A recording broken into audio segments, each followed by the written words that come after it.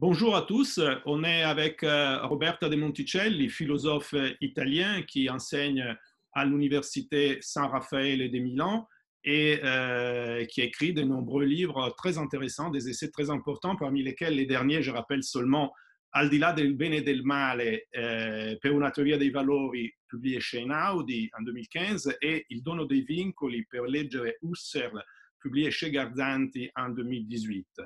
Roberta De Monticelli, normalement, elle est à Milan, comme je le disais, mais en ce moment, elle est à Paris parce qu'elle travaille à l'Institut d'études avancées. Elle mène une recherche qui porte autour du thème des valeurs et des jugements de valeurs. Et c'est justement à partir de cette thématique que je voudrais lui poser quelques questions.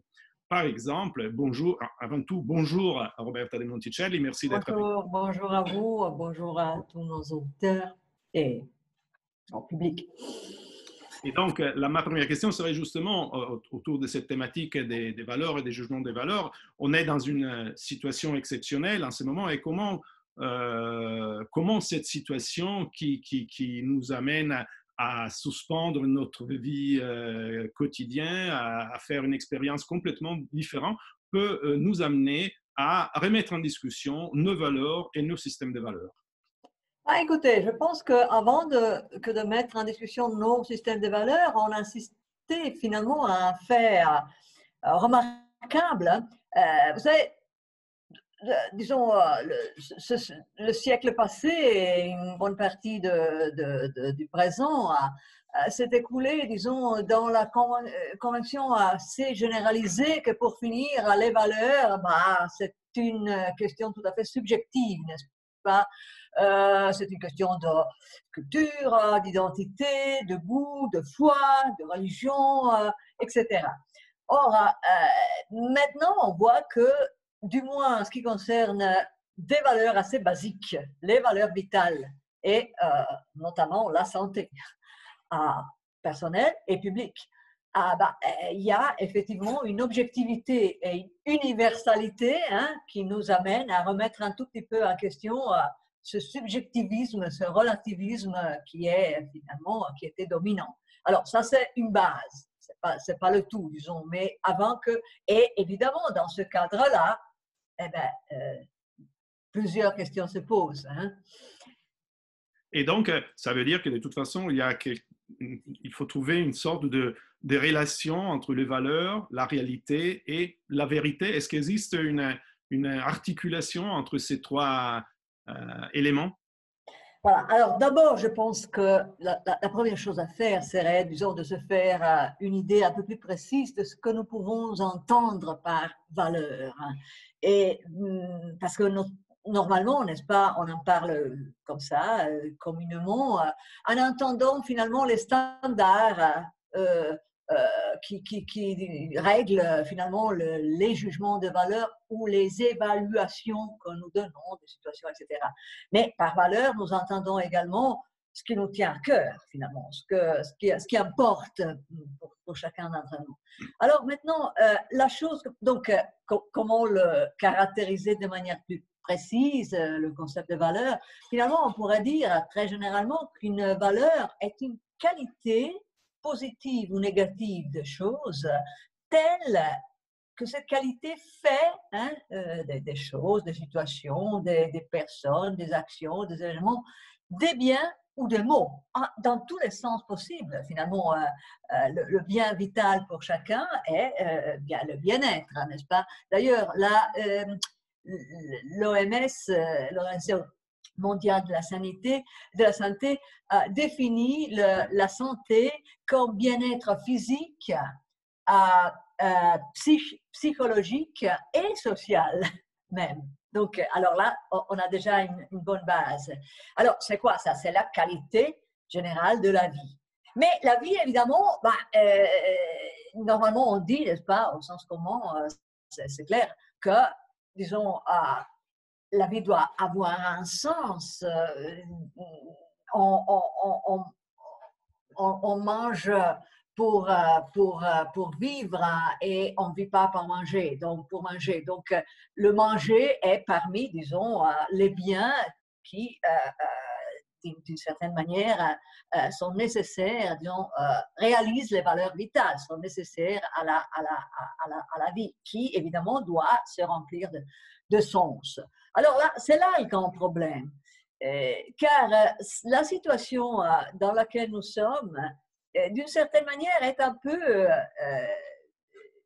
une espèce d'expérience universelle de ce que j'appellerais la chambre de Pascal. Hein? Vous vous souvenez, c'est peut-être l'une des pensées les plus, le mieux connues de Pascal, le plus célèbre, que tout le malheur des hommes dépend du fait que les hommes ne sont pas capables de rester chez soi, finalement, dans leur chambre. Et Pascal a une explication du pourquoi, on va la voir. Mais maintenant, disons, on est confiné, disons, chez nous, et on peut, disons, on a l'occasion de mettre à la preuve. Est-ce vrai que tout le bonheur des hommes dépend, tout le malheur des hommes dépend du fait de ne pas savoir se confiner? Est-ce que nous sommes vraiment si malheureux à la maison? Est-ce que par contre, si Pascal avait raison, nous devrions finalement retrouver une espèce de bonheur en renonçant au divertissement qu'est justement pour Pascal se distraire. Se distraire de quoi? De penser. Mais c'est là le problème, que Pascal a quand même une explication du fait que nous essayons de nous divertir, de nous distraire, de sortir de chez nous, de nous livrer à des occupations, etc. Et pas seulement, évidemment, au travail, au métier, etc. Mais aussi, disons, à des occupations qui remplissent notre vie. Pourquoi? Parce que nous avons, dit-il, l'angoisse du néant, et il entend par là de notre situation de mortel, de notre mortalité. Hein? Alors là, je pense qu'il a tort. Là, je pense que cet expériment universel, presque, a démontré que l'angoisse ne surgit pas devant le néant dans le sens que Pascal entend, c'est-à-dire notre mortalité, notre finitude. Car je pense que personne, tout le monde l'a d'une certaine manière expérimenté. Au moment même où nous avons vraiment peur de mourir, par exemple, qu'on a été contagié, qu'on risque vraiment sur le plan de la santé, là, tout sentiment du vide et d'innocence disparaît. Et nous retrouvons d'une certaine manière réévaluer tout ce qui existe, tous les peu qui existent ici et maintenant. Donc ce n'est pas la peur, ce n'est pas la solitude qui nous pousse justement à remettre en discussion les choses, mais c'est celle que vous appelez la vacation de soi. C'est ce que vous venez de dire, je crois, non? Oui, c'est ça. Disons que de manière tout à fait, voilà, dans une libre conversation de confinement, si j'avais en face de moi M. Pascal, je lui dirais, ben, écoutez, ce n'est pas vraiment l'angoisse devant la mort, car dès que nous prenons conscience de la réalité finalement, ou de la proximité effective de la mort, alors ce n'est plus l'angoisse, du moins pas dans ce sens-là. C'est une peur bien plus définie qui nous pousse parfois aussi de manière confuse à trouver un remède, à voilà, appeler le médecin, etc., etc. Par contre, ce qui effectivement est remarqué dans ce confinement, c'est quand, disons, dans l'absence, disons, d'occupation, on a une vacation. Et effectivement, au début, pour beaucoup de gens, en tout cas pour les jeunes gens qui vont à l'école et par certains de nos intellectuels, etc., cela a été perçu comme une espèce de vacances. Écoutez, maintenant j'ai un peu de temps pour faire des choses. Et puis, au fur et à mesure que le jour, disons, se passe, on voit que cette vacance est un peu, disons, là, oui, on peut dire, une espèce de vide, mais pas au sens, disons, de notre fragilité hein, des réseaux dans le néant, entre le ciel et le néant. Non, au sens que la question qui suis-je, non pas qu'est-ce que je suis, mais qui je suis. C'est-à-dire, qu'ai-je fait de ma vie et qu'est-ce que je peux encore en faire? Se pose évidemment plus fort que d'habitude, car on n'a plus justement les distractions des occupations déjà des devoirs imposés finalement qui sont là. Hein? Il y a une suspension, une espèce d'époque où effectivement le problème de qui nous sommes et le qui est, pour finir, pour revenir à, disons, à la question des valeurs, eh bien, ce qui est quand même toujours un jeu à chaque fois qu'il y a une question de valeur. Voilà. Parce que moi, je pense qu'effectivement, alors je ne voudrais pas trop parler, mais n'est-ce pas, avant que de parler de jugement de valeur, il y a une expérience que nous faisons des valeurs, à savoir de tout ce dont le monde qui nous entoure constitue les biens et les maux au pluriel qui nous entourent justement. Du bon goût, d'une bonne tasse de café, jusqu'à, disons, à la justice qui domine le monde. Donc, il y a bien de sphères de valeurs. Mais à chaque fois, nous avons des expériences qui sont finalement émotionnelles, n'est-ce pas? Les qualités négatives nous déplaisent et les qualités positives nous réjouissent. Donc, c'est toujours une expérience émotionnelle qu'on fait de la valeur, n'est-ce pas? Donc, justement, si les expériences sont individuelles et donc les valeurs sont individuelles et donc ils risquent d'être relatives, comment on fait pour articuler et pour donner une dimension collective aux valeurs pour éviter de tomber dans un relativisme absolu? Absolument. Voilà, alors je pense qu'il y a deux niveaux de discours. D'un côté, n'est-ce pas, l'expérience des valeurs, de la valeur, des valeurs, disons, dans cette expérience qui est toujours structurée, même au-delà de ce que nous sommes en mesure d'articuler conceptuellement, n'est-ce pas? Nous avons toujours ça, des préférences de valeurs qui sont aussi d'ordre, comment dirais-je, culturel, sans doute, dû à l'éducation, à la nationalité, à la provenance, à la culture, etc. Mais aussi vocationnel, n'est-ce pas? Donc, finalement, l'homme de science verra, regardera le monde sous l'aspect de la connaissance possible. L'artiste, n'est-ce pas, sera stimulé, motivé par d'autres qualités de valeurs que les valeurs épistémiques, etc., etc. Alors, là, il y a cet aspect de vérité qui, justement, est le rapport à la question que je viens de poser, qui suis-je? Hein? Si Mozart, donc, avait décidé de devenir un physicien et Einstein de devenir un musicien, le monde aurait perdu beaucoup de biens.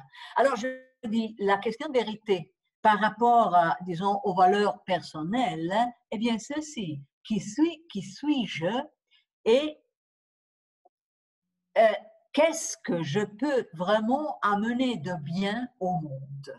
C'est-à-dire que la question est double. Hein? Ce que le monde, ce dont le monde a besoin, mais dans l'optique de ce que moi je peux faire parce que moi j'aime. Et de l'autre côté, j'en ai les moyens. Alors là, c'est une question intriquée, mais il y a là une vérité au point que finalement, l'équivoque par rapport à soi-même, hein, l'illusion par rapport à ce que nous pouvons être, est la première, disons, source tragique de malheur. Hein. C'est ça, c'est là où je pense que Pascal n'a pas tellement raison, car il parle d'une infinité et d'un néant beaucoup trop général, alors que chacun d'entre nous a sa propre infinité possible, et son propre néant possible, et son propre échec existentiel possible. Et là, c'est une question de vérité, car si on se fait des illusions sur ce qu'on est et ce qu'on peut devenir, parce qu'on n'a pas assez de, comment dirais-je, occasion de vérité, des découvertes de soi. Ce qui veut dire, le monde, le grand problème finalement de l'éducation, hein, qui est tellement important, non pas seulement pour des raisons de démocratie et de égale opportunité offerte à tout le monde, mais aussi plus particulièrement pour permettre à chacun de devenir celui qu'il peut être, hein, sans trop se leurrer ou se faire des illusions ou se tromper entièrement en perdant de vue, par exemple, des choses qu'il peut vraiment faire et comme les jeunes gens qui, par exemple, se croient amoureux et ce n'est qu'une espèce de fascination momentanée. De la même manière, on peut tomber amoureux de soi dans le mauvais sens, hein? Se prendre pour un autre, pour ainsi dire. OK. Et ça, c'est la question personnelle. Et, comme vous avez bien dit, il y a l'autre question, disons, le niveau des valeurs universelles. Car, et on vient de dire, hein, afin que tout le monde puisse avoir le luxe, hein, se concéder la question qui suis-je et qui peux-je devenir, et il faut bien qu'il y ait, disons, des égales opportunités à la formation de soi et bien évidemment au welfare minimal qu'il faut. Et alors là, il est vrai que cette crise a posé devant nos yeux toute une série de questions qui ont à faire avec disons, la relation délicate parmi les valeurs qui construisent ensemble, n'est-ce pas, une démocratie. Et évidemment, la tension aujourd'hui est entre la protection et la liberté, d'un côté, mais aussi entre, disons, les effets de la protection et l'égalité. Hein? Nous avons vu à quel point nous ne sommes pas égaux, par exemple. Ou alors, un troisième problème, c'est entre, disons, la sécurité publique et donc la protection et le besoin de risque qu'on a quand même et qui est partie de la liberté. Et je dirais, il y a aussi une quatrième question qui est peut-être la principale. Finalement, ce qu'on vient de découvrir est la globalité du monde dans tous les sens. Un philosophe que j'aime, le siècle passé, a posé la question de l'accident de la naissance. Alors, l'accident de la naissance, c'est quoi? Il fait une grande différence de naître dans un désert subsaharien ou, que sais-je, à Paris ou à Manhattan, et que cette différence de naissance doive déterminer la destinée de l'individu. D'une certaine manière, ce n'est pas juste, mais pas seulement pour les différents individus et le manque d'égalité, d'opportunité, mais disons pour l'humanité entière, parce que le phénomène de migration, par exemple, hein, est bien dû à cela. Et le phénomène de migration met en question tout le système, disons, de l'universalisme au moins occidental, je veux dire, à pousser, disons, la remontée des nationalismes, des populismes, etc. Et vous avez dit dans une interview que cette situation, c'est comme une apocalypse, dans le sens d'une révélation. Qu'est-ce qui nous révèle donc cette situation et quel est au fond l'enseignement qu'on pourra peut-être tirer une fois la situation retournée, pas à la norme, mais enfin, en tout cas quand on sera sorti de la situation actuelle?